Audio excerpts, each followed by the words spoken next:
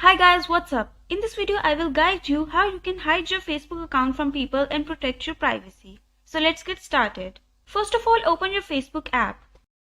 Now you can see three horizontal lines in the top right corner. Tap on that. Now scroll down a little. From here, tap on Settings and Privacy and then tap on Settings. A whole new page will appear in front of you.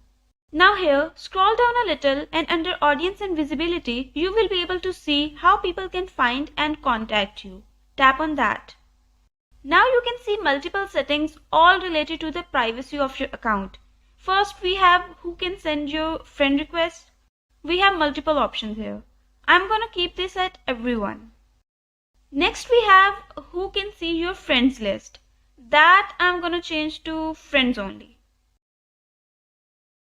Next, there are two options of who can look you up by using your email address or mobile number on Facebook, as people can look you up by just adding your contact number on that Facebook search bar. For privacy concerns, let's do it to only me. And here, I don't want search engines outside of Facebook like Google and Yahoo etc. to link to my profile, so I'm gonna keep it turned off. And now your account is completely secure and hidden from unwanted people.